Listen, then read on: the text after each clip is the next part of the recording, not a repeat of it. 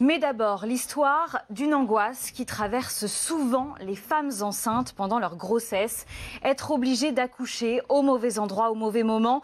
Dans l'Indre, dans la petite commune du Blanc, cette angoisse prend beaucoup de place. Pourquoi ? Eh bien parce que le service accouchement de la maternité ne fonctionne plus depuis juin pour cause de déficit, de personnel manquant. Les futures mamans doivent désormais faire 1 heure de trajet en moyenne pour se rendre jusqu'à Poitiers, Châteauroux ou Châtellerault. Résultat, une soixantaine d'élus locaux du département remettent ce soir leur démission au préfet. Reportage sur place d'Anaïs Bouitcha et Juliette Pietraszewski. Jennifer accouche dans 4 mois, mais ce ne sera pas chez elle, dans la maternité du Blanc. La jeune femme devra donner naissance à 1 heure de route d'ici, à l'hôpital de Châtellerault. 1 heure de route, c'est énorme.